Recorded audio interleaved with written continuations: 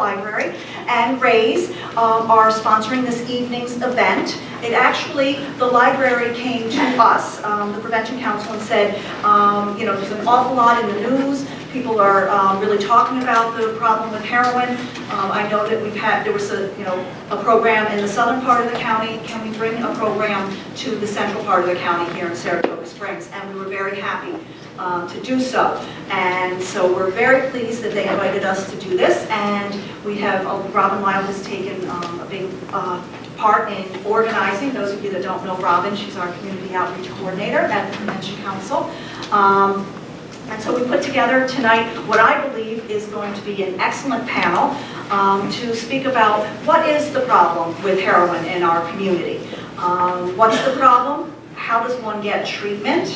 Who is the problem? And how is it impacting families?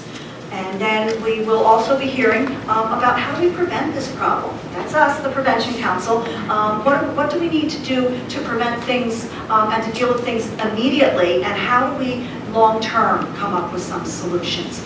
Because many of you, like me, have been around more years than we can count, and we've seen various epidemics with different drugs and problems come and go. And it's, you know, each time we chip away and we make inroads and things get better, but we still have a long way to go in the field of prevention. For those of you that are here with small children, I hope you realize that this is just as important to you as people that are here that are involved with, have adolescents, involved in the community, because this is an ongoing, you know, prevention is lifetime. We need to start with young children and continue throughout the lifespan. There are issues of substance abuse that come out throughout everyone's lifetime, whether it's for you personally, family members, friends, community, and it impacts everyone in the community. So I'm so glad that everyone's here. I'm going to go through just a little bit more housekeeping things and then explain how the panel will work tonight, and then we'll get into the meat of the program. And sorry, just make sure I don't forget anything. Glasses will come on and off because I hate looking at them, looking through them for people. But again, I am that age that this is what I have to do. Our format tonight will have each panelist speak, and we'll just go one panelist after another, and then we will open up to questions. But everyone should have a index card among some other things on the chair that you're seated in or somewhere nearby. We're going to ask that you please handwrite your questions as they come up, and also if you could say who you really want to address the question to. If it's specifically to one of our addictions expert, if it's to the mother, if it's to our recovering addict, if it's to our prevention person. I know I've missed a few. Sorry.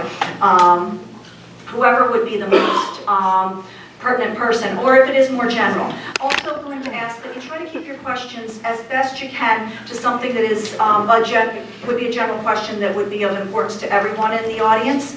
We will be asking the panelists to stay a bit at the end. If you have questions that are much more of a personal nature, if you could save those questions to the end and come and speak one-to-one with the appropriate panelist. We'd like to be able to use our time as best we can with as much information that is useful to as many people in the audience as possible. And by the way, for the panelists, when you're giving your time to speak, each panelist will have approximately 8 to 10 minutes to speak. You're welcome to take less. You are not welcome to take any more time than that. If you do take more time than that, I will be cutting you off. But I'm not the timekeeper, so if you really think you're being cut short, you can blame Robin, please. All I'm going to do is say, please, we need to wrap things up. I'll say it very nicely. Robin's really the one that's cutting off. Just keep that in mind for afterwards. We have a number of other professionals in the audience that I know will be happy to, afterwards, to speak with you. We have a table in the back. We have all kinds of resources for the community. Please take some time to check out the various resources that we do have in this county. Also, on the one table in the back, we have places for you to get on a mailing list, primarily an email list. And we really have, I believe, 2 different lists. One would be if your only interest is to get more information from us regarding the issue of heroin. If you want information just in general about anything that the Prevention Council does provide, you can be put on the other list, and you'll be generating more information. We do send out a lot of very pertinent information for parents, for community members, and for everybody in general. So please sign up if you so desire. And at the very end, we'll be looking for solutions from the community. So we have a really packed evening. So let me make sure to see what things I have already forgotten to say. Okay, there is for those of you that want more information about the prescription drug problem, because I'm sure many of you are aware that much of the increase in heroin use is stemming from an increase in prescription drug abuse, and that heroin is less expensive than prescription drugs to get, particularly the painkillers, Oxycontin, hydrocodone. Those types of drugs are being used and abused by entirely too many people in our community, and then when the price gets to be too much or the high is not working anymore, many do move on to heroin, which of course we know can be quite lethal, as can prescription drugs. The overdose, we still have more people dying from overdoses of prescription drugs than heroin. So it's all connected, and Saratoga Springs High School will be sponsoring in their parent university on November 5th, from 7 to 8:30. It's at the auditorium, a program called The Hungry Heart, and it says it provides an intimate look at the often hidden world of prescription drug addiction through the world of Vermont pediatrician Fred Holmes, who works with patients struggling with this disease. The film shines a light on the healing power of conversation and the need for connecting that many youth yearn for but do not have in their lives. You probably are aware that Vermont has an incredibly serious problem with heroin addiction and prescription drug addiction as well. It's really throughout the entire county. So I think that would be a very worthwhile night for many of you. And I'd also like, before I move on to introducing our panelists and getting to the meat of the evening, remember that many people involved with heroin abuse, whether it's sales, distribution, etc., comes through our criminal justice system and our court system, and of course it takes up a lot of time in our district attorney's office. We know our district attorney's office has a history of working very hard for trying for treatment whenever possible for the addicts rather than incarceration, and have been a strong supporter of the drug courts in our county. And we have with us tonight our acting district attorney, Karen Hagan, if you want to stand, who is interested, of course, in doing what's best for everyone in the community. And I'd like to thank her for coming and taking time out of a very busy schedule to be here tonight. And I'm sure she'll be available to answer some questions if you have them at the end of the evening. Okay, and here we go. We're going to go right in with a slight change in our schedule of speakers. I don't know, do they have the agenda or just us? They have the agenda. Okay, so you guys don't have the agenda, so you don't know that we're tweaking the agenda. So you can all pretend I didn't say anything about that. But we are tweaking the agenda a bit. And we will have our first speaker tonight will be Dr. John Janicus. And I'm sorry, because we are tweaking this, I didn't put this in the right order. Okay, so there's a reason for me to tell you that we're tweaking this. Dr. John Janicus is the Director of Emergency Medicine at Samaritan Hospital in Troy, New York. He received his Doctorate of Medicine at the University of Massachusetts Medical School and completed his Emergency Medicine residency at Albany Medical Center in Albany, New York, where he was the chief resident.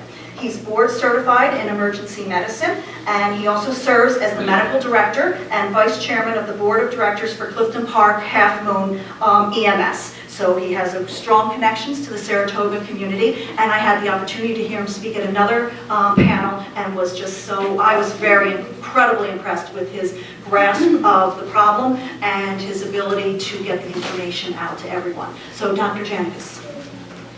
Can you hear me on this? Yeah. So I worked a day shift earlier today, so if I start to zone out, my brain's fried. But basically, why are we here in Saratoga? Heroin's for junkies in ghettos, in inner cities, right? Well, not anymore. That's the stereotype of the 70s. what we're seeing is a big resurgence of heroin, and we're seeing it in the suburbs. And as mentioned, I spoke to a group in Clifton Park, like Shenandoah School District, and now Saratoga Library. Why are we here? Well, to give you a little background, back when I was in med school, the House of Medicine decided that pain was the fifth vital sign. So that meant that pain was intolerable. If someone was in pain, you got to aggressively treat the pain, and that's the way I was trained. And that's great if you're riding from a kidney stone, if you have acute appendicitis, things like that. But then there was kind of an offshoot of that where these prescription drugs started to be prescribed. So things like Percocet, hydrocodone, OxyContin, these are meds to treat cancer pain. People with severe acute pain, but it flooded the market. There was some stats which are just shocking. In 2009, 257 million opiate prescriptions. There were enough pills prescribed to treat every adult for a month straight. So that's metric tons of this stuff is out there. So what's happening is it's fueling an epidemic of addiction because people are now getting addicted to pain pills. There's a steady supply. They can be diverted and sold for quite a pretty penny on the street, so there's a whole business going on. New York State, though, is really trying to cut back. So last year, they enacted some iStop guidelines. So now the House of Medicine is starting to say, whoa, we really let this get out of control. More people are dying from these overdoses and car accidents. We got to bring this back. The problem is now, with these guidelines, docs are limited with how much pain that they can prescribe. And this is economics. So if you've got a lot of pills on the street and they can be sold and the price is right, you can abuse those drugs. But if you cut down that supply, the price goes down. Well, the cartels aren't stupid. So what happens with heroin? It's cheaper, the price goes down. So now you get more people using heroin because basically 65% of people that are addicted to heroin started off using pills. So now heroin makes more sense. It's cheaper, it's readily available now, and that's why you're starting to see it more and more. You're seeing it in communities, in suburbia, where you never thought there'd be this problem. But once again, I believe it's all fueled from the prescription drug epidemic that we created as the House of Medicine and the pharmaceutical companies, decades ago. You're going to hear about more overdoses. We've seen a bunch where I work in Troy. Part of the reason is more heroin use means more overdoses. And also, unlike going to buy ibuprofen at CVS, when you get ibuprofen and it says 200 milligram tablet, the FDA says, well, there's 200 milligrams in there. They're regulating it. You know what you're getting. With heroin, it's kind of whatever you get. And if the dealer decides to cut it more or less, you really don't know the concentration. People are mixing it with something called fentanyl, which is a much more potent drug. So people are shooting up heroin thinking that it's the same old heroin they used, and they're getting too potent of a dose, and then they overdose and die. So we've seen, I can't quote you the numbers, but many more overdoses in the past year or two at Samaritan Hospital than I had seen in the first 8 years I had worked there. So it's a huge problem in the community. The big thing is prevention. And from my perspective, it's you've got all these pills floating around out there. When they're used the right way, just like anything, if you give a knife to a surgeon, it's called a scalpel. If you give a knife to Charles Manson, it's a murderer's weapon. It's the same with these medications. When used in the right thing, if you've got a kidney stone, you're going to want some Percocet. If you have 30 Percocet left over from your surgery 2 weeks later and you're not in pain anymore, well, that's a problem. How do we get rid of those medications? Not make them available to our kids. There are programs with law enforcement, with pharmacies where you can turn in and use medication. How do we have that conversation with our young ones, the kids that are here tonight? As I think you'll hear later, it's shocking the age at which addiction starts. So making the assumption that my kid's going to get bombarded with this message. They're going to get offered drugs in school. It's a given. Their friends, people you know, neighbors, those meds are in their houses, and those friends are going to offer your kids drugs. Having the conversation early, being upfront about it, making it seem like a normal conversation, not making it a stigma. This is real. And showing that there's danger to this stuff. Popping a couple pills is not safe. Trading medications. If you are you have friends, and I won't ask you to raise your hands, but I'm sure you've heard a conversation where someone says, hey, yeah, kind of back pain. You got any Norco or Lortab hanging out? Stuff gets traded around. It's like its own little suburban black market. So being the voice that says, well, that's not right. Those meds can hurt. Knowing what's in the grandparents' house. So if your kids are over grandmas and grandpas, are they on a fentanyl patch? Do they have Percocet? Do they have OxyContin? These are all the prevention techniques that I think that you can start to use right now. I'm sure we'll hear about more of those tonight. Now, what if you do, if heaven forbid, there's an overdose? So heroin's an opiate. And opiate overdoses give you a couple things. One, they give you altered mental status. You get real sleepy. pinpoint pupils. You look at the pupils, they're like little pins, tiny. And then the breathing slows down. In a full overdose, breathing stops. And that's what kills someone. They look blue, they're not breathing, they're not responsive. Call 911. You want them to get there's an antidote called Narcan. Narcan's an opiate blocker. So when the heroin tries to bind into the body and create its effect, it's euphoria, but also it's respiratory depression, Narcan blocks them. What it can do is it wakes someone right up. They may not be too happy when they wake up, but it saves their life. And that's what we see in the emergency department. People come in, EMS gives the Narcan, and people's lives are saved. We watch them for a couple hours, they go home. It's a life-saving measure. So if you find someone, call 911 if you think it's a heroin overdose. If they're unresponsive, pick up the phone. If they're not breathing, don't have a pulse, start CPR. You still give that person a shot to live. That's pretty much what I have tonight from the health perspective. If I could leave you just with the big message tonight, two big things. One, this is a problem. Don't bury your head in the sand. I see it every day when I go to work. It's terrible. It rips lives apart. Two is you've got to have the courageous conversation with family members, children, friends. It's got to be out there. You've got to be aware. This does not discriminate. Heroin will kill you, me, anyone. So it's a one-shot, one-kill drug. You have to get in the pocket, take the conversation. It's uncomfortable, but really build that awareness and tell your friends, your family members, your loved ones about the problem that's out there to stay the hell away from it. Thank you very much.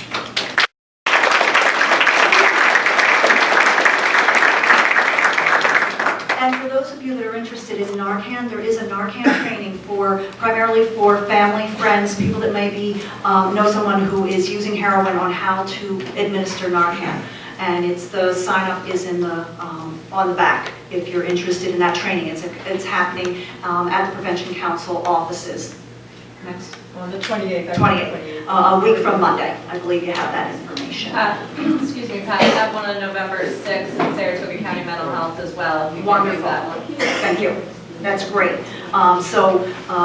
It is learn how to save lives, particularly if you know someone who is using heroin or you suspect is using heroin. And as Dr. Janicus mentioned, in terms of the pain meds, we do know there's a real place for them in everyday society, but there's a lot left over. And if you know adolescents, what we hear, I work with other counselors, we're in the high schools, and what we hear from the kids, and we've actually been hearing for a few years, is when they come back from having like their wisdom teeth pulled, or they come back from a sports injury, one of the first things that other kids will come up to them and ask is, hey, did they give you any oxy? Did they give you any hydros? Do you want to sell them? And I've heard from kids that they were shocked. There's kids that knew it was going to happen, kids that are shocked. And they're being asked by kids that they don't even know. But the word spreads. And particularly, come back into school on crutches because you had knee surgery or you hurt yourself, chances are you may have gotten a pain prescription. So that is an important message. Thank you. And our next speaker, the good thing is that many are seeing deaths and serious overdoses and people incarcerated because of their heroin use. But there is hope because you can recover. And tonight, be in recovery. We have someone that is in recovery that would like to speak about his journey. Tonight we have Rodney LePage. He's 33 years old. He grew up actually in Malone, New York, not that far north of here, but moved here at age 17 and has lived here for the next 16 years.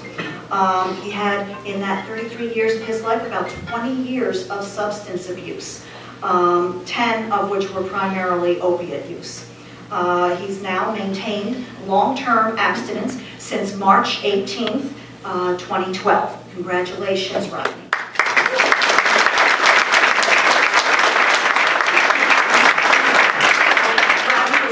Employed by Tire Conversion Technologies in Latham, New York, and has been employed for 4 years, which is absolutely wonderful. And so here is a voice of hope.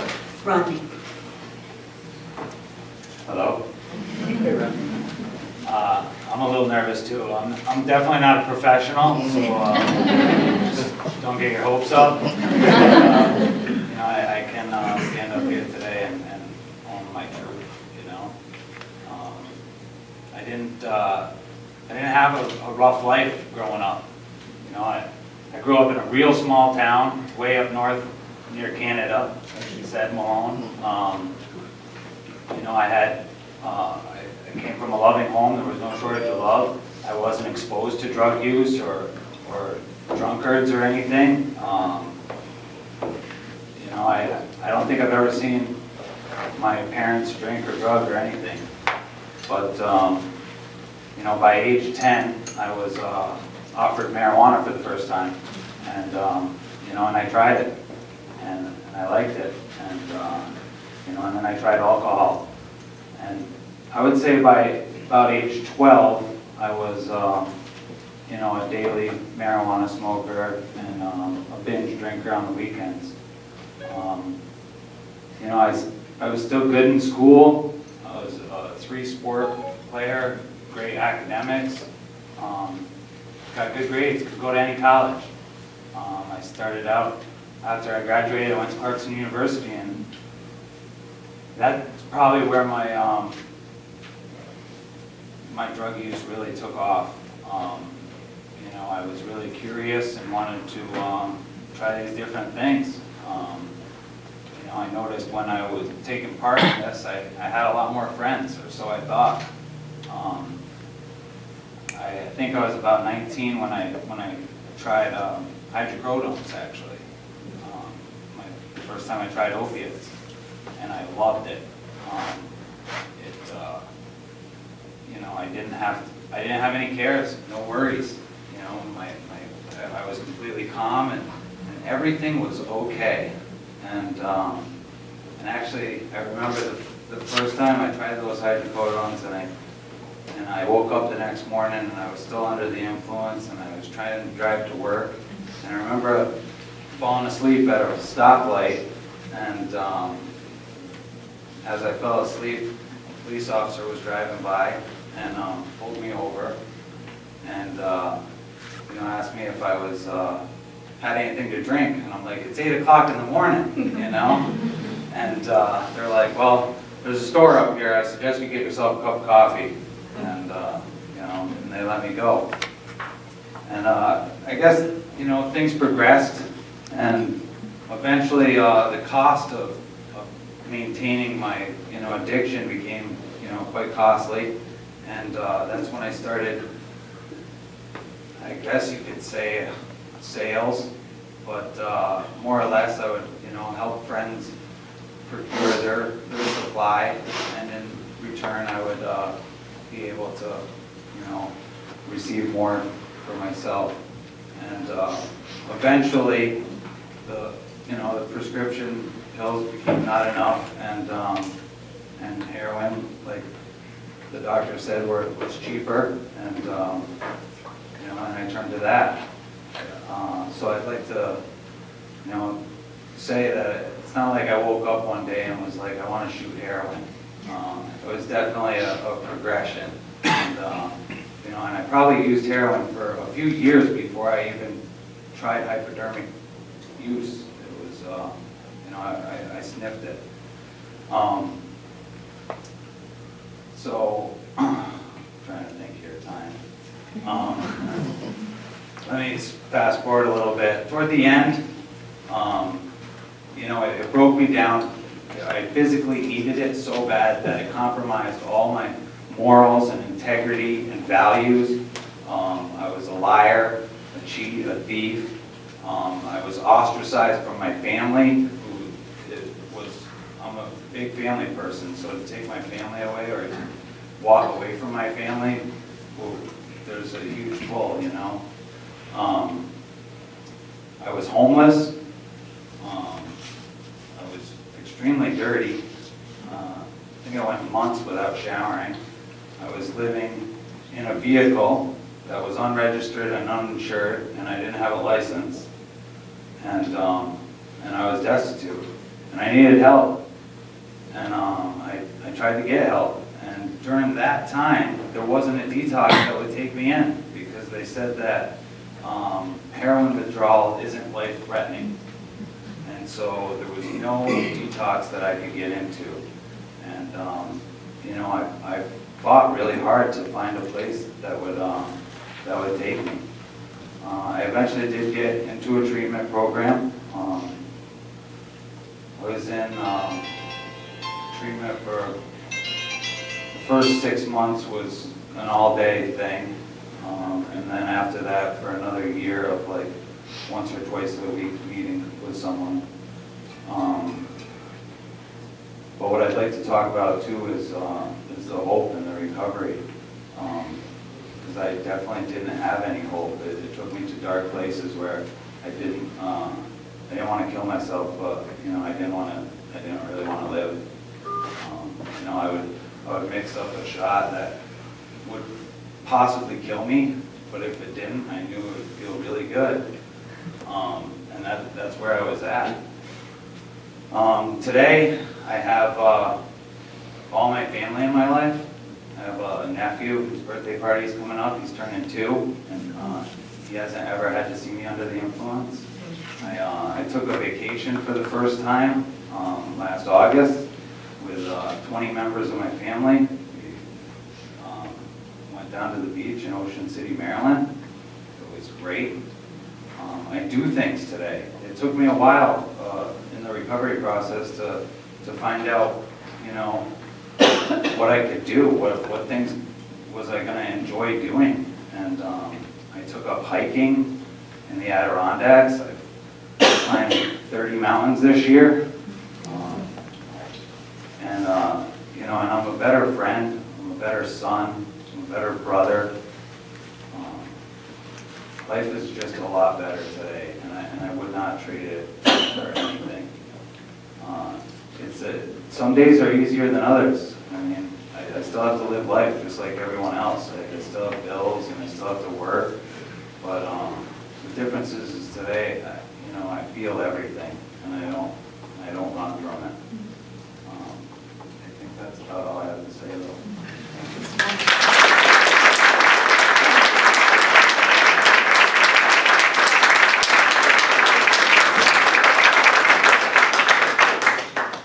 Thank you very much, Rodney. That is very difficult to speak about your story and very empowering. Thank you. Our next speaker is Assistant Chief John Catone with the Saratoga Springs City Police Department. John was not supposed to speak this evening. Police Chief Greg Veach was planning to speak and looking forward to it, but unfortunately he was too ill to come tonight, and wanting to keep us all healthy, he turned things over to John. So please, John is a last-minute replacement without having had any time to prepare. So we're very grateful he came anyway. To give us, you know, some of the perspective of what's really happening with people here in Saratoga Springs. What are the police dealing with? What have they seen in the past? What are they seeing now? So I'll turn that over to you, John. Thank you. Good evening. My name is John Catone. I'm the Assistant Chief of Police here in the city of Saratoga Springs. I'm a lifelong resident of this city. Actually, my family dates back to 1890 in this city. I've been on the police department 28 years. I spent 15 of those years up until I became Assistant Chief last year in the Investigation Division, and half of that time running the Investigation Division along with the Narcotics Unit. So the chief has the flu, so I'm filling in for him tonight. But I'm going to try and address some of the questions that were posed to me, and hopefully I can answer some questions later on in the presentation. So the doctor mentioned something that I think maybe everybody didn't pick up on, but heroin is the drug of the 60s and the 70s, early 80s, but was replaced by crack and cocaine. All the way up until around 2008, 2009. And as we got closer to that time, Oxycontin, hydrocodone, Vicodin became a very important drug of choice because a lot of times it was easily accessible. As the doctor mentioned, a lot of overprescribing. And then suddenly about 3 years ago, we noticed heroin. And everybody was like, well, it can't be really that much. It's a drug of the 60s, 70s, and early 80s. 2 years ago, we said, uh-oh, we have a major heroin problem. And heroin has now replaced crack and cocaine. Now, don't get me wrong, it's still there. But heroin has become the drug of choice because it's all about the money. Heroin goes for about $10 a baggie, $10 a hit, $100 a bundle. A normal one pill, Oxycontin, hydrocodone, Vicodin, goes from anywhere from $20 to $40 a pill. One hit of heroin will do a lot more than one pill of the hydro or the Vicodin or the Oxycontin. So we now have this major heroin problem on our hands because it's easily available. It's the cheapest out there. It's much cheaper than crack. It's much cheaper than cocaine. So we decided, okay, we've got to do something here to combat this. And one of the questions that was asked of me is, can we arrest our way out of this problem? Absolutely not.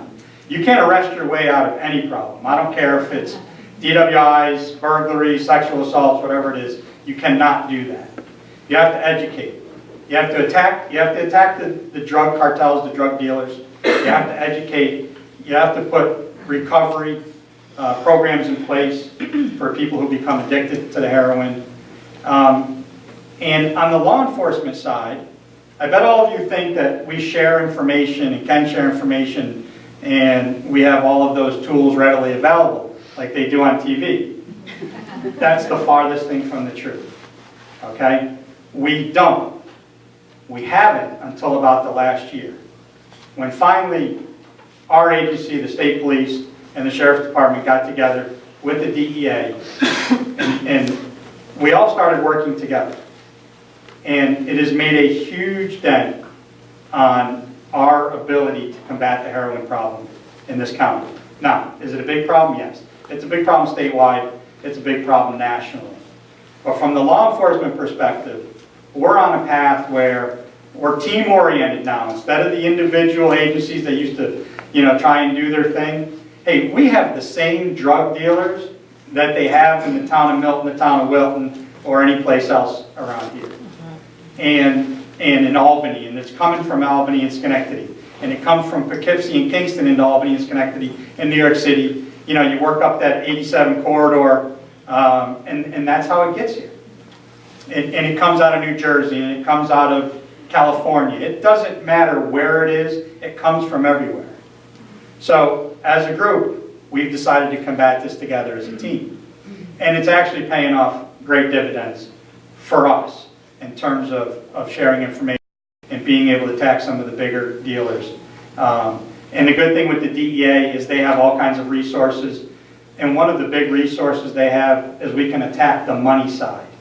I'm a big asset forfeiture person. Okay, we like taking anything that we possibly can under the law that the drug dealers possess, that they gain through their proceeds from drug sales. And that's what we're doing. We're attacking it on the money side as well. So that has helped a lot. So I've talked about how it's progressed in the last decade, and it's really just the last 3 or 4 years where it's gotten really bad. We've talked about education. One of the things that started about 3 or 4 years ago was this prescription take-back program. We used to do it once a year. Now we're doing it twice a year. We're actually as soon as we finish our construction project that's been ongoing for 10 months, and it should be done any week here, we're actually going to have we've got a mailbox in place, a regular size mailbox in place, where we're going to start taking prescription drugs on a daily basis, where people want to discard them. Because that's one of the ways to combat the problem. If you get, the grandparents and the parents' old drugs out of the medicine cabinets in some place they can dispose of, it keeps, the teenagers and the younger adults away from being able to take those and either take them as an addiction or to sell them in terms of the heroin. In terms of the use of heroin, for those of you that are old enough to remember, and if you followed college sports at all, you remember Len Bias was a great player at the University of Maryland who never used drugs. And on draft night, he got drafted by the Boston Celtics, and for the first time in his life, he went out and he partied, and he used cocaine, and the next morning he was dead. Heroin is no different. One time could be your only time, and it could be your last time.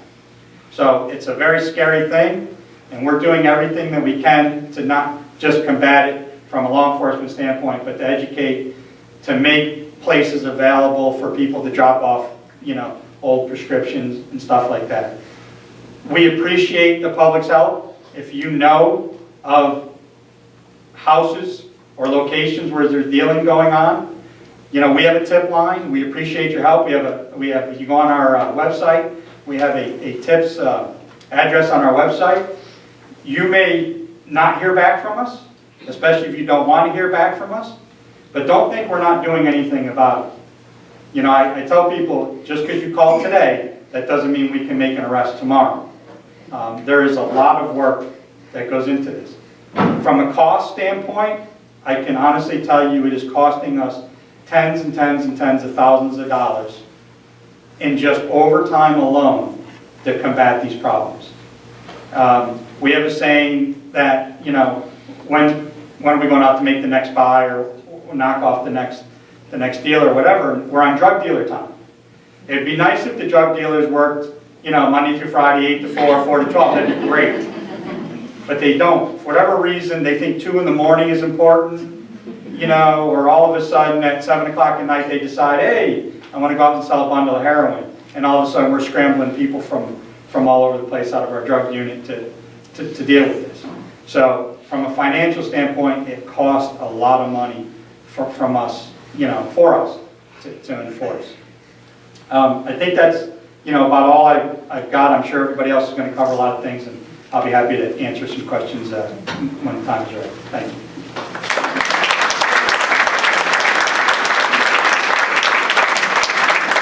Thank you. That was excellent for unprepared. We're going to have him speak again. And as the diminishing the supply, of course, very, very important. But one of the reasons we also have treatment and prevention here is to talk about also diminishing the demand and how we work on that. And we could have so many people up here tonight. There's so many areas that we're not even covering that are touched by the heroin problem and just the substance abuse issues in general. And our next speaker is someone I think very, very pleased that she's willing to speak. It's an incredibly difficult topic for her to speak on, I'm sure. We have tonight a parent of a heroin addict, fortunately a heroin addict in recovery, which makes her life, I'm sure, so much better. But as you can imagine, for many years for her and so many parents, the heartache and the fear when your child is using heroin or other very dangerous drugs is just heartbreaking and so very, very hard to live with. Lori Batista is here tonight to speak about how the impact is on her family for when her daughter used. And her daughter is like so many people in the community, was a Saratoga Springs student, an ABOCE student, now is in recovery, and a parent of a healthy child. So we have mom and grandma, who I'm sure is very happy things have changed. But probably there was a time when she didn't think that was going to be. So I'm going to turn things over to Lori. Thank you very much for speaking. Thank you. Can you hear me okay? I'm still a little weird using the microphone. Can you hear me okay? Yes. Great. Okay, well, I got to top all this. God bless you. That's what I want to say. It's funny, I didn't prepare anything because I look at all you people and I'm just sort of hoping that I have a message that can touch your heart. I hear about prescription pain meds, and I hear about cocaine, and I hear about marijuana. And one of the things that I've realized dealing with a daughter who's addicted, watching this beautiful, healthy, intelligent girl, we're in Halloween. There's nothing scarier than a child, a loved one, on heroin. I think, for me, this is just my story, but the root of the problem. Why do people drink? Why do people want prescription pain meds? Why do people want to smoke marijuana? There's a root of the problem. We can't just chop the head off of the dandelion. It's going to grow back. So what is it with these kids or adults that they're so empty, they're so lost that they're looking for a high? Whether it's marijuana, cocaine, painkillers. I had painkillers in my house. That's how I found my daughter addicted. I needed my painkillers. She had no right to them. You drink responsibly in your house. They have no right to that. But why? What are they looking for? What's that emptiness that they're trying to get high on anything? Whether it's your liquor cabinet, whatever it may be. The root of the problem, what are they escaping from? You be the best parent you can. You watch after your kids. You look. You know, my son was 21 years old. He died in a car accident. I believe my daughter was, you have to bear with me, because when you live with a heroin addict for 5 years, you're just nuts. Okay, you are. I'm nuts, but she's healthy and we're here. But, you know, there's a reason. There's pain, there's something, and we don't always see that. You know, you live in your family. You know, you're together, you love each other. Your wife maybe comes home with a new hairdo. How many people don't notice it for 2 weeks? You know, and the wife is like, what, are you kidding me? You know, this whole thing, you don't know. And your kids and your husband or your spouse, and all of a sudden they're losing weight. You don't see it. You see them every day. We're busy in our lives. It doesn't mean we're bad parents. It doesn't mean we're neglectful. We're living our lives. Somebody outside comes in and says, wow, your daughter's like thin. And all of a sudden I look and it's like, oh, you're 90 pounds. She covered it very well. She wore baggy clothes. I didn't know. I started seeing my daughter. She had a new master, heroin. She wasn't my daughter anymore.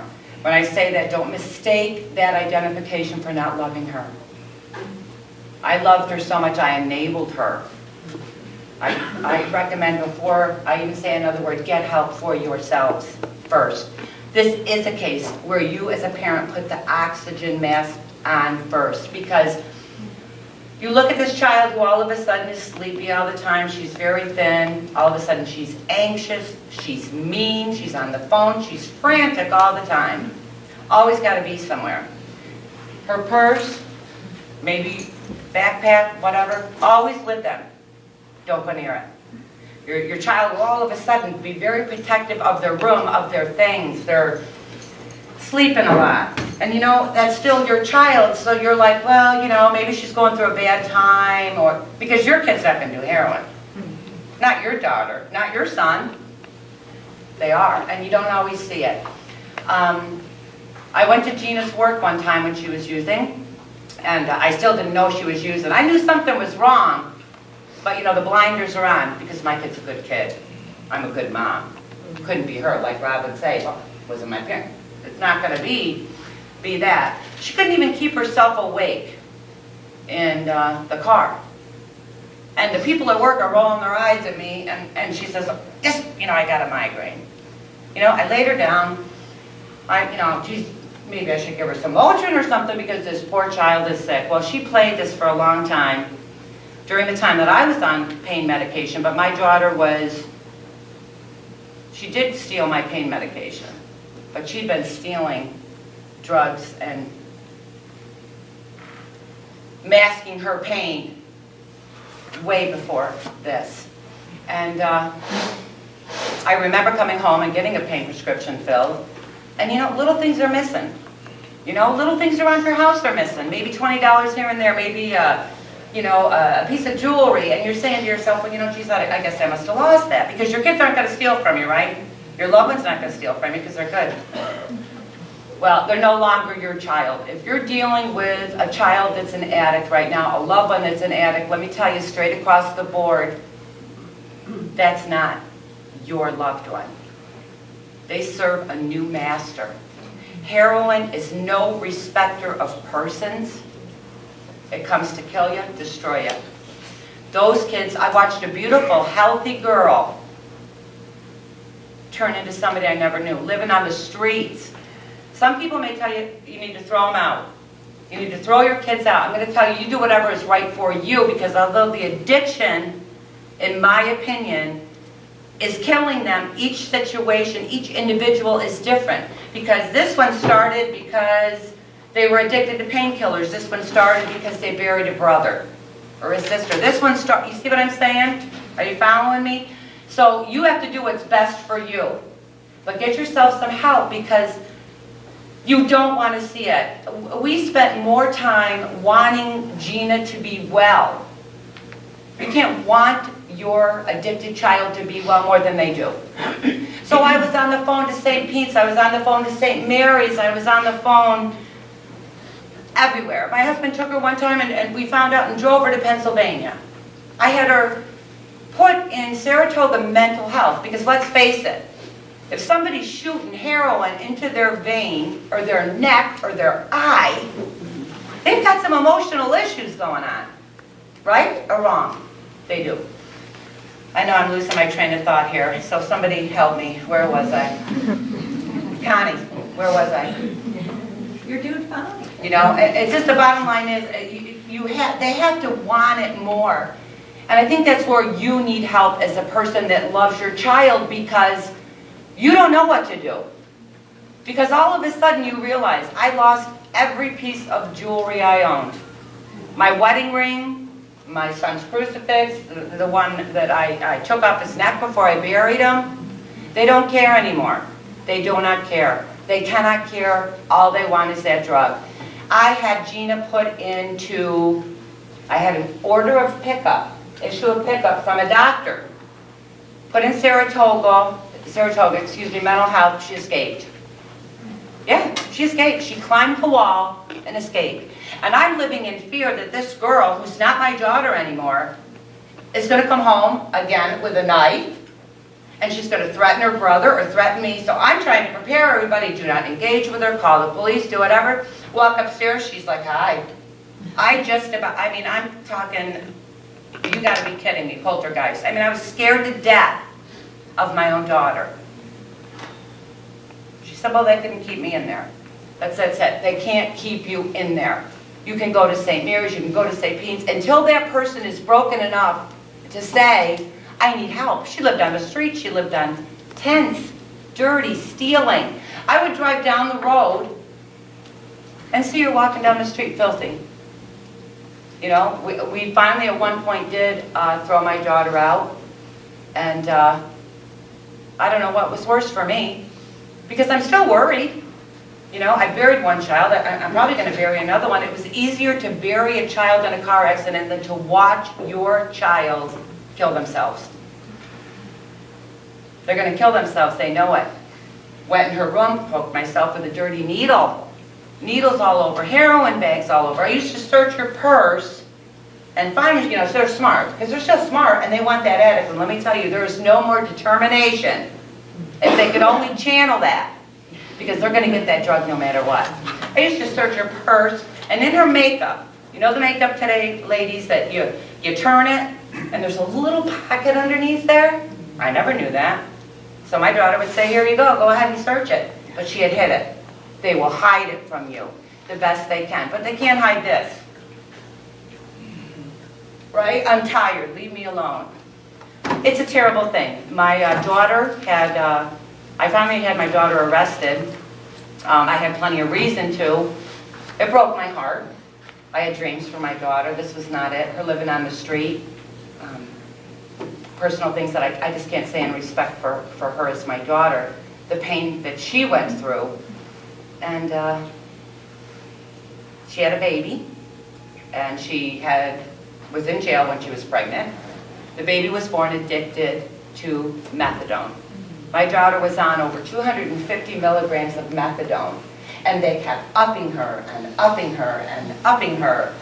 And that poor little child was born, went to Albany Med, and was weaned off of methadone. He had to bring that baby home and give him methadone because he'd be in withdrawal and die. You know, by the grace of God, that kid is beautiful, healthy, strong. I thank God for that. The bottom line is, like I said, in my opinion, it's been a living hell. Gina is on Suboxone now, but she never went for counseling, and nor have I, and I should be there like when the doors close. But I'm telling you, they're not the same. Your family's destroyed. My husband and I have gone through hell. We begged the police to put her in jail because we knew we could sleep one night. We went to the hospital, we watched her overdose, she shot cotton into her vein. I can't even tell you the horror. If you're living it, my God, I pray for you. but get yourself some help first. You have to keep yourself sane, strong. You'll doubt yourself. They become great manipulators and liars, and all the time you're knowing, this is my baby. Whether it's your daughter, your son, whoever, it's my baby. There's, so, geez, there's a fine line, on what to do. We had gone to the hospital at one point. My daughter was shot cotton into her vein. They cooked it down, and she got cotton in there.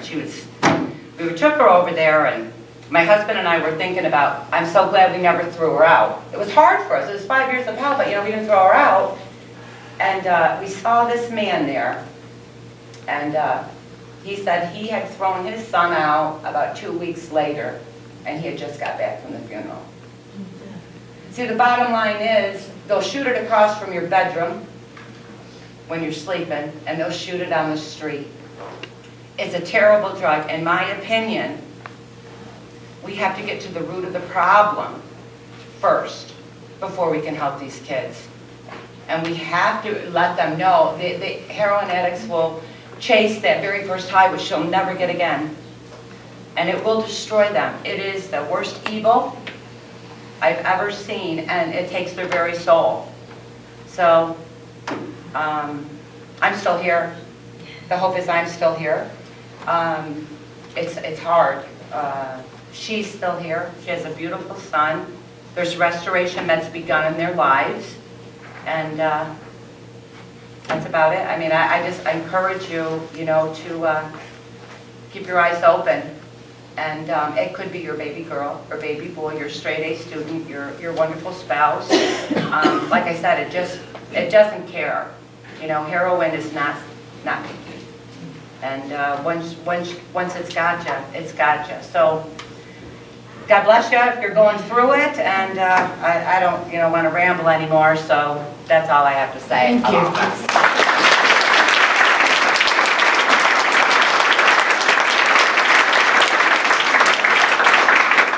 Thank you very much, Lori. Very powerful message. You brought up so many points. And you're right, we certainly, as I said, other panelists that we could have here tonight, we could have someone from mental health. We could, because there is, good point, if you chop off the head of the dandelion, it still comes back.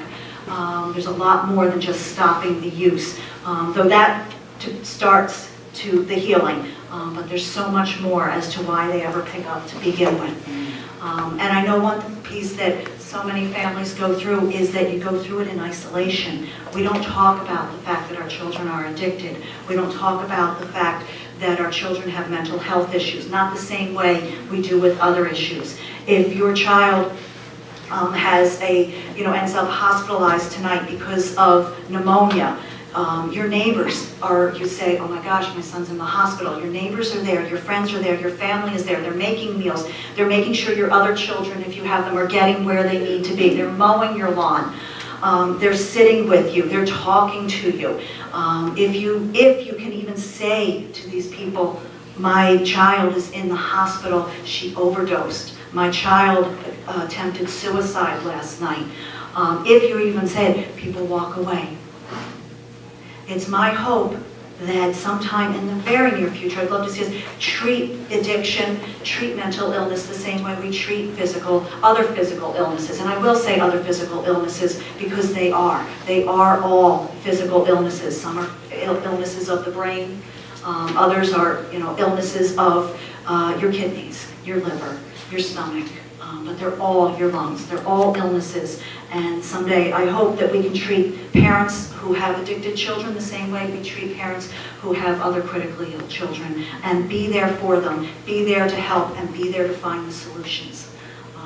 Wouldn't it be wonderful if we could get all of those resources right now that we seem to have pulled together for this Ebola crisis, and because we've had one death in the United States, to help with this mental health addiction crisis that we do have, or even just a little bit of it. Wouldn't it be nice to be attacking We do have treatment though, and tonight we do have a speaker from Spark, but we also have Megan in the Saratoga County Alcohol and Substance Abuse Services is also here. We are fortunate in our county. We do have a number of resources and sources for help. We don't have everything we need, and unfortunately money can be an issue for so many people. And there's other issues with getting into treatment. But we do have treatment, and we're going to hear from Bill Bean from Spark. He's the program manager at St. Peter's Addiction Recovery Center in Saratoga Springs and Latham with their outpatient clinics. He has a master's degree in clinical psychology from the University of Central Florida, a BS of psychology from Syracuse University, and he is a New York State credentialed alcoholism and substance abuse counselor. He is also my former office mate when we worked together at Conifer Park. I believe it's old time of Conifer Park people here. There's at least 3 of us all worked in the 80s. It's nice to see many of us still working in the field, still fighting the good fight. And just before I allow Bill to speak, because I can take a little bit of his time, is that I like the whole thing, when you mentioned your daughter's not your daughter, that's very real. It is a change in the brain that occurs when you are addicted. There's a part of your brain that allows you to connect with people you love. And that's a part of the brain that gets changed and or destroyed during addiction. And it can take, sadly, a very long time to come back to normal. So it really is the piece in your brain that allows you to think good thoughts of those people you love really does get diminished and or destroyed. And yes, so you aren't that child who is addicted, your spouse, your partner who is addicted, your parent who is addicted is no longer your parent, your child, your spouse, your partner, because of a very real change in the brain. It can come back to normal. It does take time. So, sorry, Bill, I still have a minute of your time. I may give it back to you. I don't know. And we'll hear now from Bill Bean.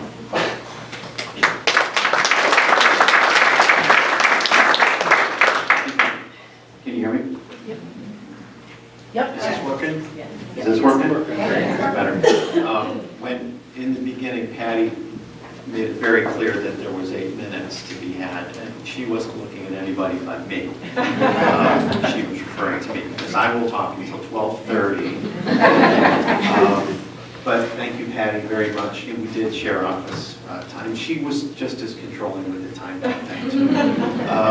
Thank you, Robin, for asking me to come back again. It's really nice to be here. I want to thank the Prevention Council also. Hi, everybody. This is the only thing I think my wife would let me do instead of being home with her on her 21st wedding anniversary. And I'm not sure what I'm going to get when I get home. I'm sure it's not going to be dinner. Probably going to be, where were you again? The panel up here did a really good job of covering every single thing that I've written down for the past 2 days. So I'm going to try to pick up some scraps here and there and try to sound cogent and intelligent and helpful as much as I can. The number of non-medical, that means people who weren't prescribed this by a doctor, non-medical pain relievers, the number of new non-medical pain users in 2013, 1.5 million people. The number of new non-medical users of OxyContin, aged 12 or older, in 2013, 436,000. That's in a year. That's every year we get 436,000 more people using it. Heroin, in 2013, there were 169,000 persons aged 12 or older who had used heroin for the first time within the last 12 months. Every year, another 169,000 people are going to try this for the first time in the United States.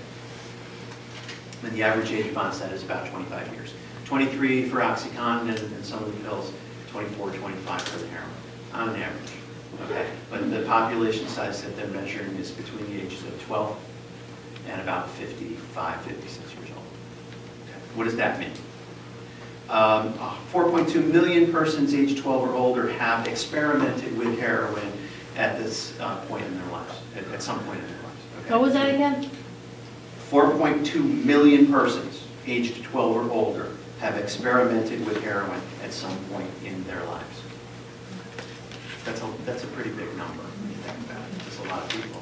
And sometimes I wonder why we're not seeing that many people in treatment, although our numbers have probably tripled in the last few years, especially since I-Stop started. And everybody knows what I-Stop is. It was a well-intended way of getting prescription medication off the street. And unfortunately, it worked. And I say unfortunately because what it ended up doing is tend to send people into other areas of getting their fix. And we're talking about people who are addicted to a substance that they have to have or they're going to get sick. And so when you hear stories about people doing some pretty wacky things, there's reasoning behind that. And it's all about pain and discomfort. That's really all it's about. It's about the way the human brain is set up. It's about the way the central nervous system is set up. It's as simple as that. People are not that complicated when it comes to addictive substances. We're going to get addicted to it if we have enough of it over a course of time. Some people are a little bit more quickly able to get addicted to a substance than others. All right. I'm just straight way off my thing. So you can give me a couple extra minutes. Okay. Heroin's a man-made product. It's made from the Asian poppy. Everybody knows that. Poppy seeds on the bagels is what's left over when we get that. But it is interesting because when it's taken into the body, and it can be taken in by a needle injected into a vein, it can be skin popped, it can be snorted. What am I leaving out? Smoked. Smoked, It can be yeah. smoked too. What happens is the substance gets in the body metabolizes it, turns into morphine. Now morphine, you have to know, is something that our brain really, really, really is set up for. All right. Morphine attaches to pain and pleasure receptors like nothing else. Very strong bond, very, very strong, and it attaches to there. So because we all have those receptors in our brains, theoretically we're all very proposed to or predisposed to being addicted to an opiate type pain medication. Okay, it's pretty straightforward. All right. So there's some fascinating things about addiction, and it goes without saying heroin's highly addictive. Everybody knows that. I mean, it doesn't take a rocket science to figure that out. But what is addiction? And the fascinating thing about addiction is nobody really seems to agree about what the definition of addiction is or how it happens. So I'm kind of setting the table for what we do in treatment, because treatment's the piece that I think folks need, and I'm going to talk a little bit about prevention too, because I think we're really selling prevention short. Really, really, really short. Addiction once was known as a brain disease, and that's the old medical model. Everybody knows that. If you're in the field, you know what the medical model is. If we talk about addiction, we talk about something like another chronic illness, like cancer or diabetes. So when our patients come in, we want to educate them and say, addiction is like cancer or diabetes, all right, except that this has a stigma attached to it, social stigma attached to it, and you can't really talk to other people about it because they'll walk away from it. But why is addiction like cancer or diabetes? Well, it's progressive, right? It gets worse over time. It's incurable. It never goes away. It's fatal if you don't treat it, but it's highly treatable, okay?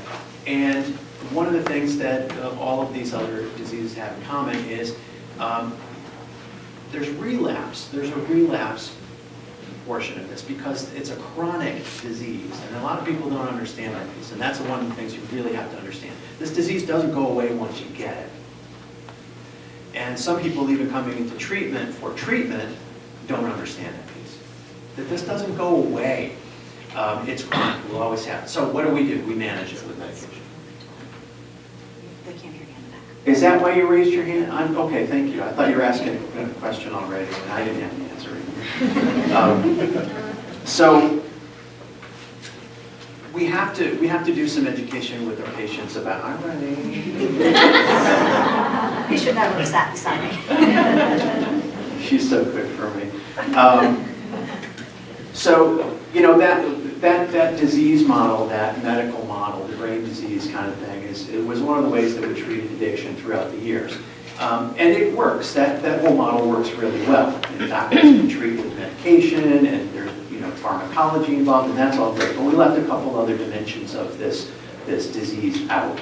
All right, so today we have, jumping forward to the 21st century, we have the biopsychosocial model. Every single person up here gave a little piece of that elephant. We're all the blind men standing around the elephant, right? For years, because dinosaurs walked the earth when we were starting in the field, and we're still the dinosaurs.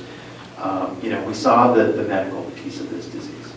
But the biological piece, the psychological piece, and the social piece are just as important to identify and address, or we're not doing the patient justice. So you can have a person detox, all right? As difficult as it is for an opiate addict to get to detox, right, and get treated, they will be put on Suboxone or methadone or some benzodiazepine or something like that for a very short amount of time, and then they're going to be turned loose with an appointment for an outpatient clinic. And they're not going to go to the outpatient appointment because it's too difficult. They don't have time. They got to move forward in their lives. They got to make some money to pay back mom. And those pieces don't get addressed. So one of the things we're seeing in the field is we see a revolving door. Hi, Joe. We see a revolving door with our patients that go into detox or the emergency room more accurately, and then they get turned away. Okay, that's a problem. So one of the problems and obstacles to treatment is we don't have an outpatient ambulatory detox model or approach in all of our outpatient clinics, and we should have that. We should have that. Because a medical hospital, and I'm attached to one, is not going to adequately address a problem unless that patient is showing up in severe distress, severe withdrawal. They're not going to be treated. They're not going to be treated. Am I getting the 2-minute warning? Okay, I'm going to jump ahead. So treatment involves the biopsychosocial model, and there's a lot of education at first. It works. Longer-term treatment works better for opiate addicts. Longer-term treatment is what we don't have enough of in the treatment field. We are, because we're encumbered by insurance companies that will tell us how much money we can spend and how long the patient can stay in treatment. We're really forced to do as much as we can in terms of education in as little time as possible. One of the things we need is more time and more structure with our patients, especially opiate addicts, And all of the literature that I've read indicates that. 3 6-month program, 3 to 6 months minimum, is more effective. So what does that mean for a lot of patients? It means they go to halfway house. It means they come into day treatment and they're with us 4 hours a day, 5 days a week, versus coming in for an occasional individual session, an occasional group. That's more effective. Okay. Another thing that's very effective is medication management, Suboxone. For someone who is severely opiate addicted and nothing else has worked, including Suboxone, methadone. But those are not silver bullets. And even patients coming into treatment think, as long as I get my Suboxone, I'm going to be okay. Couldn't be farther from the truth. We have to address the whole person, biological, psychological, and social. We have to bring families in. We have to do family treatment. We have to do couples therapy. We have to do individual therapy. We have to recommend 12-step programs. All right? And again, that's not easy to do. So these people really should get a standing ovation for putting so much time together, because what they're doing works. They're probably addressing all of those elements of themselves. And really, it's a complete retooling of the person that we're talking about. Heroin addicts, opiate addicts have to work incredibly hard to be successful in recovery. I have not seen people work harder in my life. And that's what's so gratifying about being able to go into a treatment center or two that I have and see people work so hard from both sides of the desk. Treatment does work. We don't have enough money to do that. We don't have enough treatment centers to do that. We don't have enough funding to be able to do that. We don't have enough programs for family members and loved ones of addicted people. Everybody should have, if you know of a heroin addict, you should have a Narcan kit. You shouldn't have to go to a doctor, get training, and have a prescription written for you. You ought to be able to get that over the counter. Someday we're going to have that. Someday we're going to have that. All right? Little things like this. I'm going to say something really quickly, 15 seconds, about prevention. It needs to start in kindergarten, and it needs to start in parent-teacher conferences. because everybody has prescription medication in their medicine cabinet. And we don't get it yet. We don't understand this yet. We will. We have to talk more about it. Our kids know more than we do. They do. My kids have a great DARE program in their school system. They know more about drugs. I've been doing this for almost 25 years. They know more about the good stuff, I think, than I remember. So we need to keep talking about this. We need to tell our congressmen we want over-the-counter Narcan kits. We want programs like Project SafePoint to get more funding because they give clean needles to addicts. And if my son was addicted to opiates, I would hope to God that he was using clean needles instead of dirty ones so he's not catching Hep C or AIDS. All right? So all of these little things together really, really are important.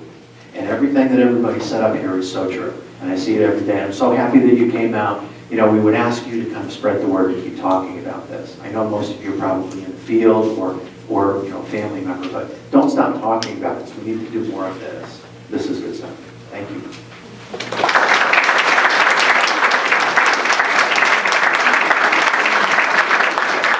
Thank you, Bill. Really appreciate everything you said. And again, we could talk treatment all night. We could talk many of the topics all night, and we still have a very important topic that we're wrapping up with is the prevention piece. Though I'm going to, of course, take one more 30 seconds because I can, I'm up here. And people that know me know I do this.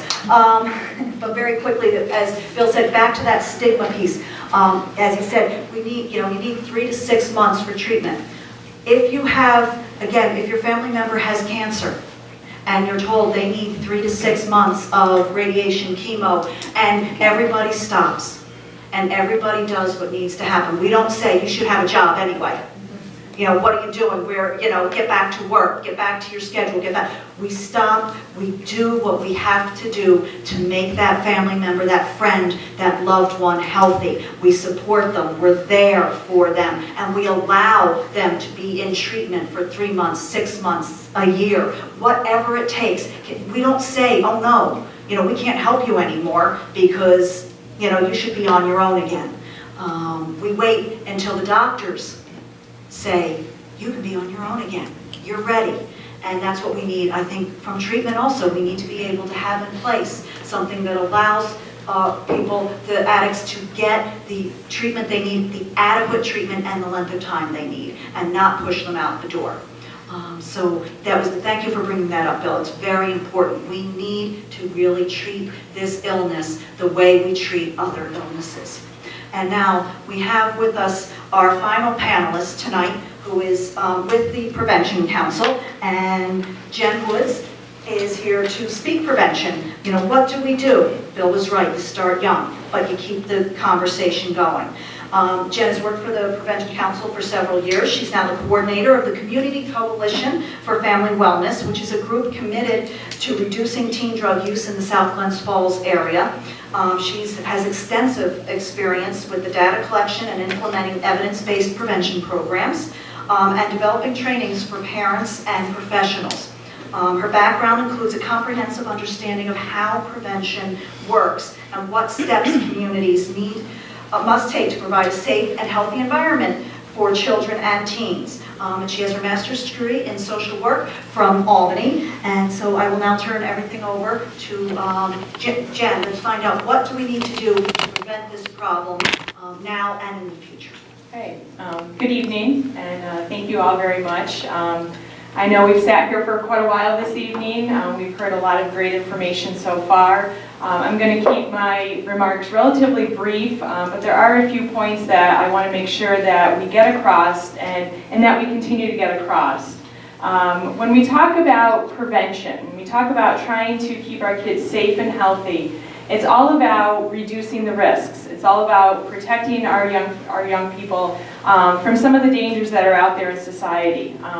One of the ways that we can do that certainly is through education.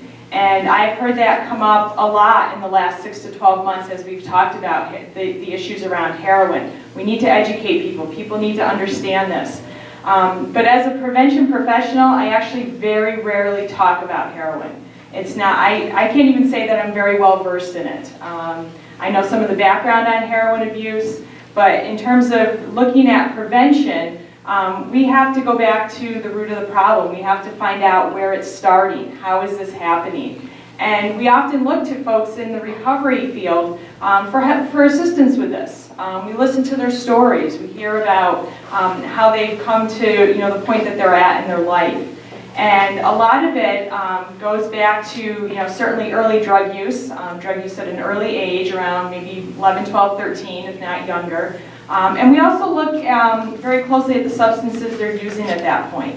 What are they starting to use? And those are the drugs that are fairly accessible to them, something that's easy for them to get a hold of. Peer pressure may play into that, certainly. But there's also a lot of permissive attitudes in general in our society about some of the substances that are considered less harmful. It's okay for people to use these because it's really not going to create any long-lasting damage. And what I'm talking about certainly is alcohol and marijuana, as well as the prescription drugs, which kind of became a newer gateway drug, so to speak, about 10 years ago when we started seeing the rates of script drug abuse go up, and then we saw that it was leading potentially into heroin abuse as well. But when we start talking about alcohol and marijuana, and we want to have forums like this, we're lucky if we fill a quarter of the room. Because again, those permissive attitudes, that culture of acceptance around alcohol and marijuana, it's really not taken seriously. Kids will be kids. I did it when I was younger and I turned out okay. And those are the kind of the reasons or the rationale that's often given around those substances. But again, from a prevention standpoint, that's where we need to start. Because even though not everybody who smokes pot eventually becomes a heroin abuser, when you talk to those who are recovering from heroin abuse, more often than not, they've started with alcohol, marijuana, tobacco, script drugs. So that's really where our messages need to be. I think it's been talked about earlier this evening as well. We're in kind of a culture of society where we feel the need to medicate. And that can lead to over-medication, whether we're medicating our feelings or our physical pain. Again, it just lends itself to the more potential that our young people are going to start using alcohol or marijuana, whether it's as an escape, as a way to kind of get away from pain, or just because they're curious and are experimenting with it. But we see a lot of damage when alcohol and marijuana use does happen at a young age. The teen brain is incredibly vulnerable. It's much more susceptible to addiction than a brain that is 25 years old. So what we see is those who are starting at age 12, 13, 14 are much more likely to get hooked on these drugs. They really develop a tolerance for marijuana to the point where it just doesn't give them much of a high anymore. So now they move on to another substance, cocaine, heroin, methamphetamine, so on and so forth. That's when it starts getting people's attention though. But we need to put the attention back on all drugs of abuse. And we need to stop comparing apples and oranges. It's all fruit. It's all potentially dangerous, and it can all certainly have long-lasting consequences. And that's a message that we need to keep echoing. We need to get it out there in the media. We need to have these conversations with our neighbors when it comes up. We know that underage drinking parties can lead to a lot of problems, really not having anything to do with drinking and driving, but we see young people consuming excessive amounts of alcohol at these parties. That can lead to assaults, can lead to rape, it can lead to alcohol poisoning. And again, those are the messages we need to keep coming back to. And it's not just a parent issue, they're certainly the first line of defense, but we need to have our schools on board with these messages. Schools can be a great vehicle for reaching out into the community. We need to talk to our community leaders and our community members. And we need to get everybody on board with a prevention message. We want to keep kids safe and healthy. The best way to do that is to keep them clean and sober. People cannot reach their full potential when they're under the influence. We know that. And again, it doesn't matter if it's alcohol or heroin. So I think we need to be very consistent in that and stop judging certain drugs depending on what their potency is. We need to look at it all kind of in the same basket, so to speak. So this evening, in terms of prevention, a couple of things that we certainly promote are school-based programs. Absolutely, we want to get them in kindergarten. We want to continue it up to grade 12. We want to get parents engaged with our messages, whether it's through parent-teacher organizations or any other groups in the community where we can go in and share this message. We want other adults in the community, whether or not they have children, We know that sometimes our young people get it from older siblings, or they're able to access alcohol and drugs from other adults in the community too. So it's a never-ending process. We get one group of kids up through school, and the next group is coming up right behind them, and they need to hear those same messages as well. We can't just tell kids once in 5th or 6th grade that these drugs are dangerous and expect those messages to stick, because other influences, other messages are going to come in and potentially taint the waters. I think John mentioned it earlier, you know, drugs is not a problem between 8 and 4 or 9 and 5. It's a 24/7 problem. And prevention messages need to be out there 24/7 as well. It's kind of an ongoing battle, so to speak, but definitely one worth fighting. Having worked in Saratoga County for a few years and in Warren and Washington counties prior to that, I worked with communities where we saw 4 or 5 young people dying per year from alcohol-related car crashes. With a really comprehensive prevention effort, we were able to bring that down to 0. But again, it meant getting everybody on board with that and keeping the topic of conversation very fresh in those regards too. I do want to reiterate, you know, getting rid of the access to these types of substances. When they do prescription drug take-backs, when police departments have permanent drop boxes where you can get rid of your excess medications, take them there. That way they won't fall into the wrong hands. Let your family members know about that. Particularly our senior citizen populations do tend to have quite a few meds laying around. And it's important that they have access to be able to get rid of those as well. Certainly when we talk about alcohol access, if it's in the house, there's a greater risk that young people are going to drink it. We're not telling adults not to drink alcohol. We are, you know, advocating responsibility with that, but limiting the amount of alcohol in the house is going to reduce the chance that a teen's going to take it. Monitor it. Be vigilant. You know, watch what your kids are doing. Talk to their friends. Talk to their friends' parents. Again, when we're all on board with this, when we're all working together to keep our kids safe, certainly we have a much greater chance of being successful in that regard. This is a great start tonight, but the conversations need to continue. We need coalitions of people in our communities. We need our schools on board. We certainly need our parents buying into these messages. And we do need to continue the education, but it needs to be education for everyone, not just kids in school. We need to, you know, certainly keep those messages going. So I thank you this evening for my chance to get up on my soapbox and talk for a little bit. And certainly we look forward to answering any questions that you may have.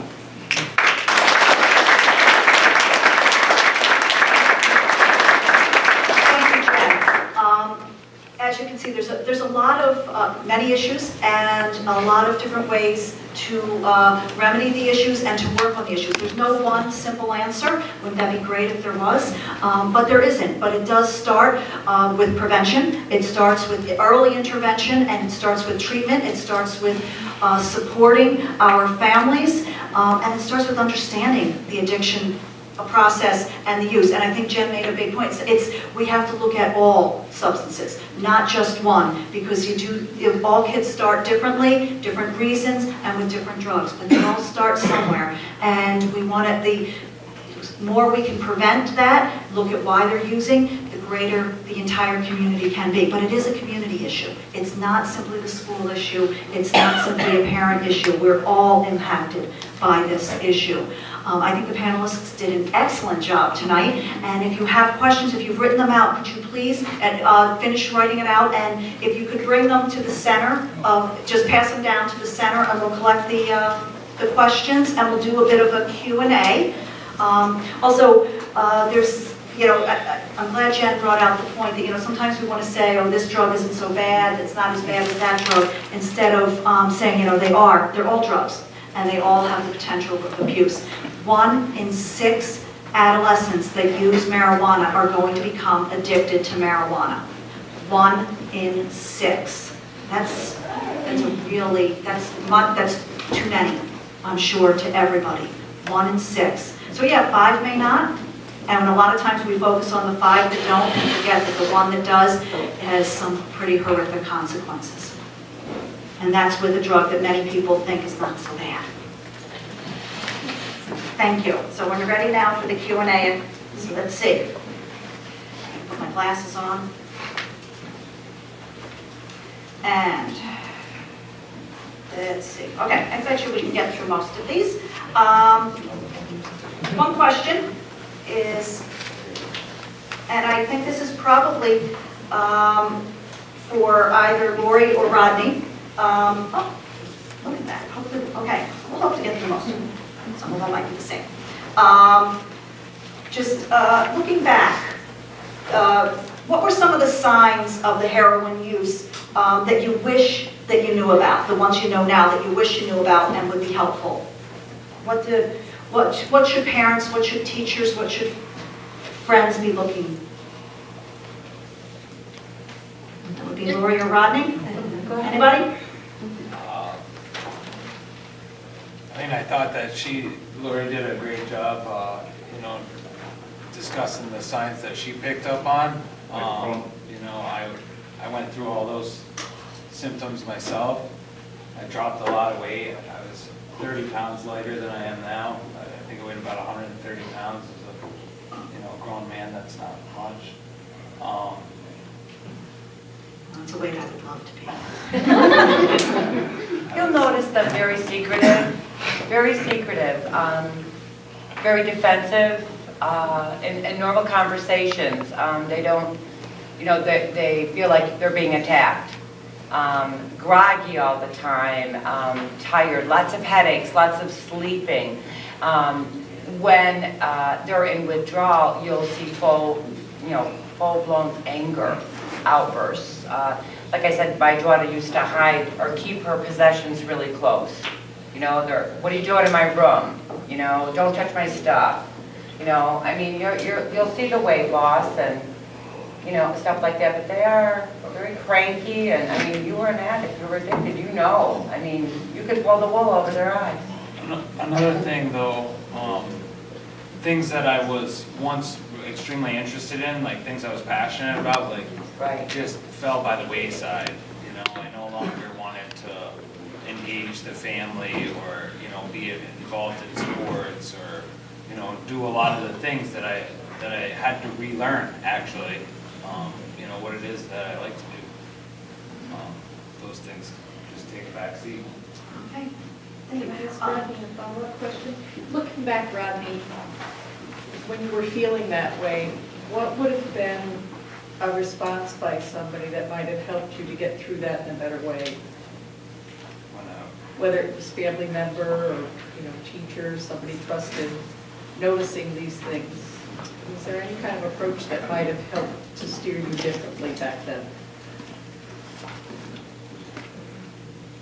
It's a difficult question to answer. Yeah, it's hypothetical. Would you use the microphone, please? We're having a hard time hearing in the background.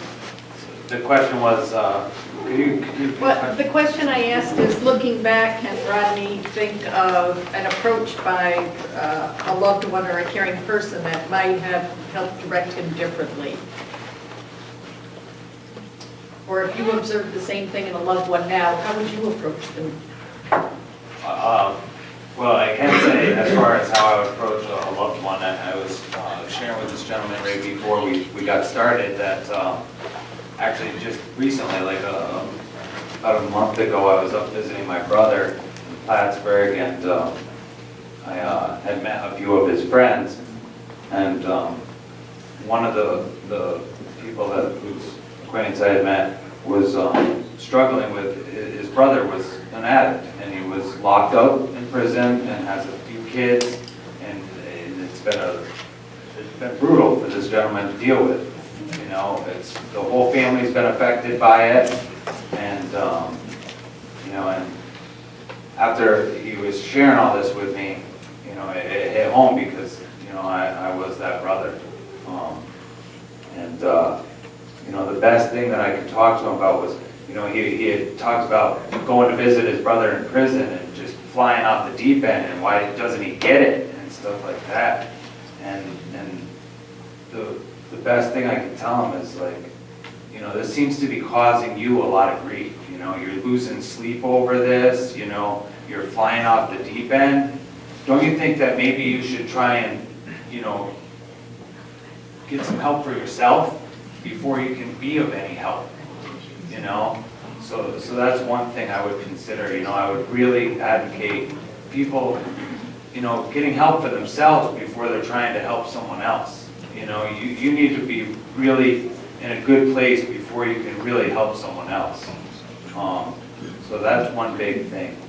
I mean, I've analyzed over and over again my use and what may have started it, or, you know, did I feel this way, or did I not feel good enough, or was I not loved, or what it was. But, you know, I made a lot of bad decisions at a really young age when those, you know, as I understand the, you know, formative years for your, you know, emotions and being able to handle things takes place. So, you know, it's hard for me to pinpoint. You know, I've been told by, you know, in treatment that we mask our emotions with this drug use, but it started at such an early age with me that I couldn't identify what feelings I'm trying to mask. I only knew that I didn't want to be sick. Like, I would be ill, violently ill, like vomiting and just bad if I didn't find some kind of way to get that next fix. I hope I answered your question. Some of these questions are very difficult for an answer, but at least some discussion. And this probably is aimed perhaps to Bill. If your child is an adult and is addicted and refuses help, and perhaps this could also be for Lori, what is the best way to get them help, hopefully before they OD? Well, if I knew that, I'd be a millionaire on an island someplace. You know, there's a common saying in the treatment field, you can lead a horse to water, but you can't make them drink. And what we're learning over the course of time is that's not necessarily true. I mean, you can lead a horse to water. I don't think you can do that. So what we're looking at in treatment is giving education to folks and you know, walking together with them down the same path, if you will. And you know, they have to realize that they have a problem. They have to realize, you know, that they need to make some kind of decision change on that. It's very, very difficult, you know, to convince somebody that has denial. You know, I think the initial question was, you know, could somebody have prevented you from being an addict? You know, could somebody have intervened on this and told you something that you would say, oh gosh, I'm headed down the wrong trail? Denial is very strong in human beings, standard equipped, we all have it. So we don't realize, unfortunately, until we've got a problem that we're there. That's another question about denial, so you're kind of covering a few. All right, I'll hand the microphone over then. No, it's really. Okay, so what was the question again? If your child is an adult and is addicted and refuses help, what can you do You have before they to- become? You have to throw yourself the lifeline first. You've got to, I mean, the message has been very clear tonight. You can't make someone else well against their will. You can't do it.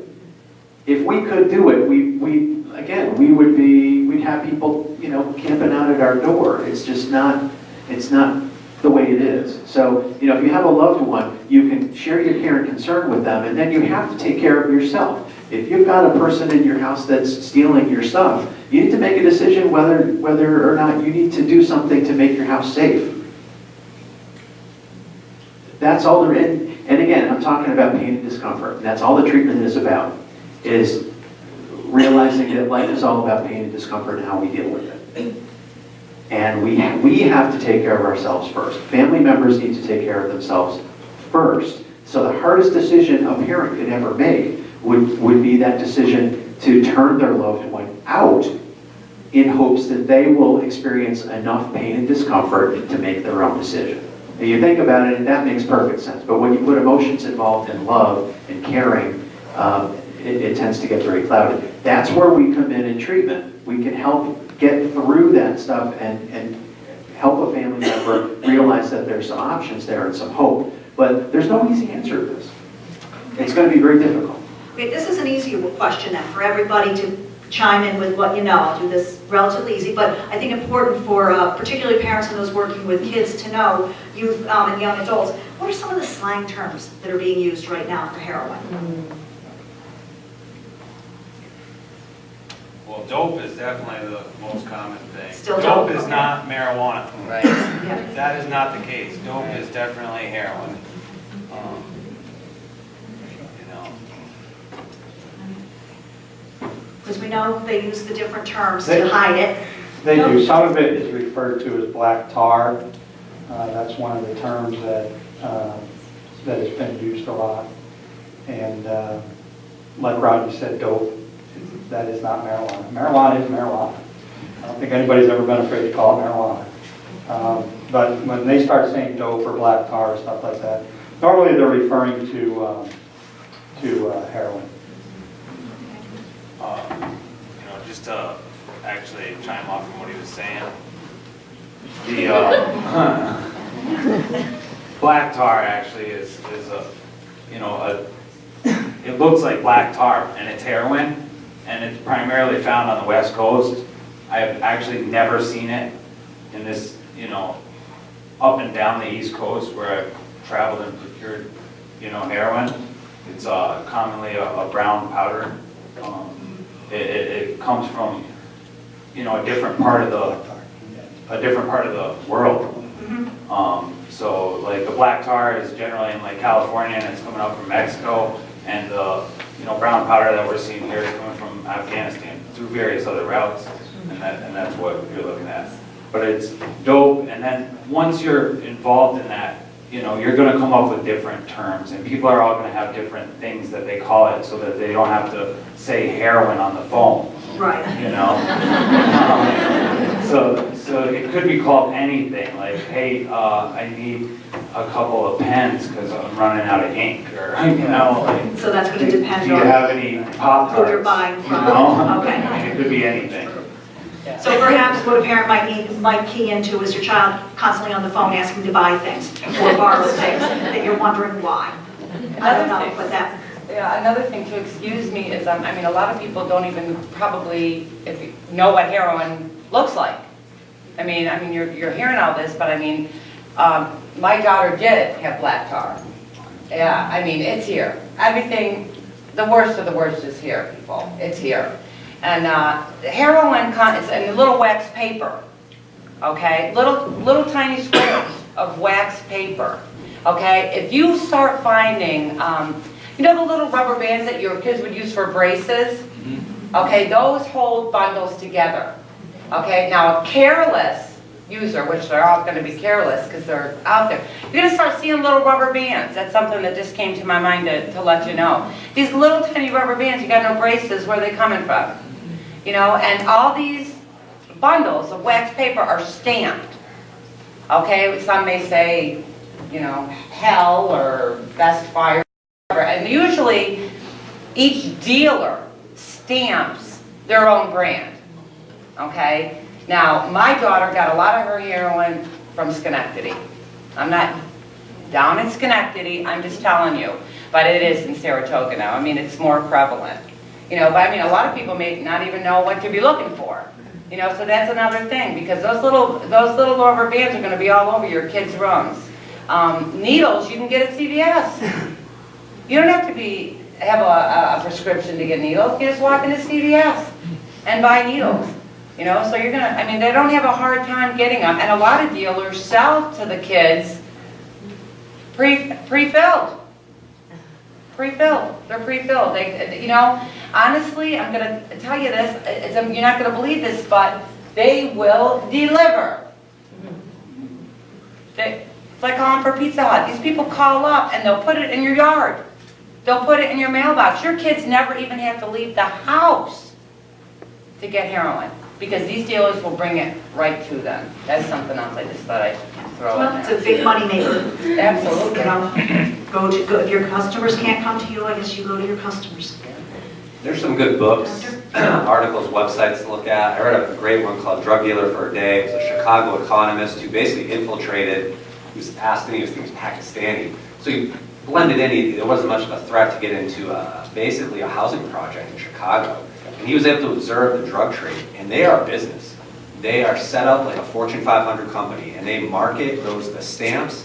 There's a recent article looking at that I read on like Wired. I mean, that's a marketing ploy. They're trying to make it a catchy, cool thing that the kids get. And we had one shift I worked, so I think 3 or 4 overdoses in a row. And it was a bad batch of something called milk.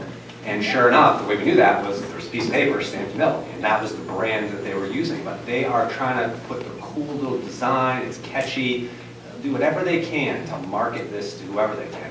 And if you want to learn more, go online. There's a great website called vaultsofArowid.com, E-R-O-W-I-D. If you want to know how to synthesize any drug, what the trip is like, I mean, you want a database to look at paraphernalia, it's all out there. I mean, anyone, you want to know how to make your bathtub crank, you can find it online. You want to know about the newest heroin brand, it's there for everyone to see. So it's worth educating yourself. Look for the signs, but also, I mean, know what's out there, right? You get knocked out by the punch you don't see coming. So the more educated you are, the more you know what to look for with your kids, I'll tell you, you're better off. And it's there. It is not a mystery anymore. It's on www.whatever you want, druguse.com. It's there. You can find it. So look it up. What was that website again? The Vaults of Erowid, EROWID.com. Whenever I do a toxicology lecture, I love talking about drugs of abuse because I'm fascinated by what the culture and counterculture. That's where I go. It's amazing what you can find. It's like High Times on the web. It is, but you name the drug, I mean, it'll get down to the organic chemistry synthesis of it. It's fascinating stuff. That is an interesting website if you haven't been on it. It is a pro-drug use website, that's it, but it really does give a lot of information. It's not just promoting drug use, it's really explaining what it does to you, and it's pretty factual from a drug using point of view. A lot of very interesting information there. We have just time for a few more of the questions, and I'm sorry we can't get to everything, but as I said, the panelists will be here so that you can, if your question, I didn't read it, you can come up and ask. I know there's one question here asking about arrests in Saratoga Springs, and that's some of the information that we know that Chief Patone was not able to gather in last minute, so I'm not going to ask him to do that, but I know we can get that information, I'm sure, through the police department. Actually, can I just mention one other thing, because we're talking Oh, about absolutely. my website there. It's not my website. But I mean, this is kind of an offshoot, because we talk about prescription opiates, but be aware, Ambien, Xanax, Klonopin, Valium, those are all addictive. You got benzos, Ambien, highly used for sleep aids. Yeah, it causes a high, and it's going to get abused. Some psych meds can be sedative, and kids will abuse those. Robitussin. If you see a bunch of Robitussin wrappers, that's abuse. It's called robocomping, robotripping. Take enough of it, you trip. It's on Vaults of Erowid. They'll tell you the dose to take and where you can get to. So be aware. It's not, I mean, we're focusing on opiates, but the prescription drug thing, people will find a way to get high. Your kids will find a way. So once again, become educated. Know what to look for. It's not just opiates. That's the big one we're talking about tonight. There's so much out there. It starts with marijuana and alcohol, and it ends up with whatever they hear their friends are using and what the cool thing is. And eventually, I think all roads are going to start leading to heroin. So you hope to stop it as early on as you can in the process. Yeah, before it starts, whenever possible. Can I just chime in with something? Sure.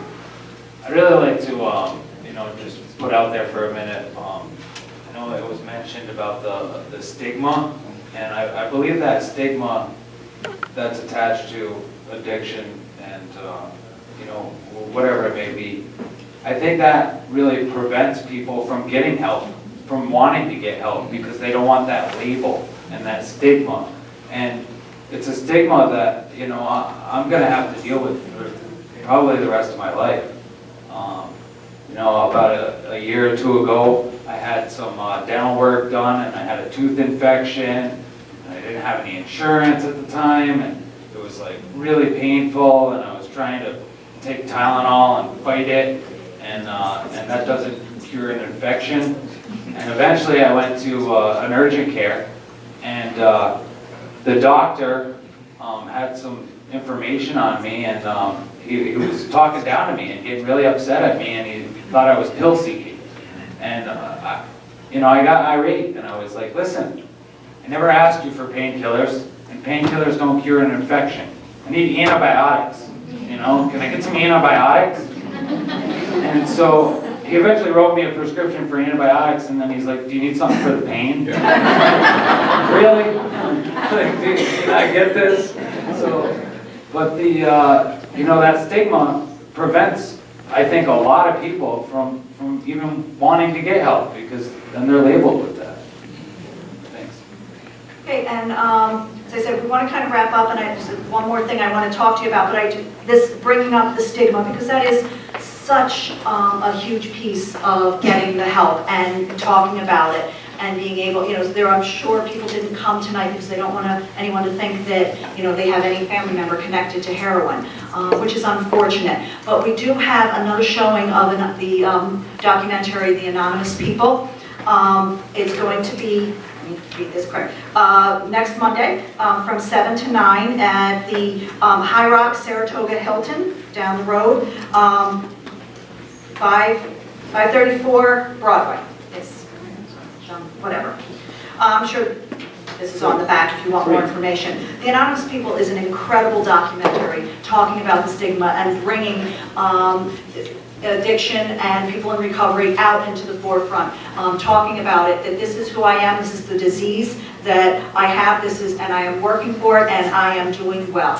And we want that message out there. And we have Bob Lindsay here, who is featured in The Anonymous People, and a lot of terrific people, including I had the opportunity to hear who I now refer to as my new BFF, former Congressman Patrick Kennedy, who speaks and is working very, very hard for the mental health and addiction and to end that stigma. But if you haven't seen The Anonymous People yet, please come to a showing. It is a fantastic documentary, and it will change your mind about how you think about people in recovery. And it is so positive and uplifting, and just a whole new way of thinking and talking. Yes, Bill? How many have seen it? Raise your hand. The rest of you need to go see this movie. And you need to bring a friend or two with you. It is fabulous. It really is. Could you give the date again? Yes, it's next Monday, the 20th. And there's flyers, I guess, in the back, are there? Okay. Just our Hey last... people, it's on Netflix. Yeah. Oh. You can look at it at home, but come out. Come out. Come see it as a group, because there's been excellent discussion after each of the showings. What you can see up here is that I believe it's the same thing written in 3 different places. Where do we want to go from here? Some of you just wanted to hear this and you're ready to go, and thank you very much for coming. We appreciate it. But others of you have some, information you really want to pass on. You have questions that weren't answered. Please up there, the first one category is, what are you going to remember from the panel? We'd like to know what parts of the panel made a big impression on you, because we hope to continue with this kind of forum. What are Saratoga's next steps to combat heroin addiction? What do you think we should be doing next? What would you like more information about? Again, we could have been here all night to give you information. Every one of our panelists has, hours of information to give. What else do you want? And what do you think is important in combating heroin addiction? And if what you want to say isn't quite up there, put it up there anyway. Write your information. We will gather the answers, we'll put them together, and if you're on our mailing list, our email list, you'll get a compilation of that. And we at the Prevention Council, along with many of our partners, will start looking about how do we address these issues, and how can we come together and meet the community needs, and how can we make a difference in the lives of our young people in particular. Thank you again to our panelists. I think they did a fabulous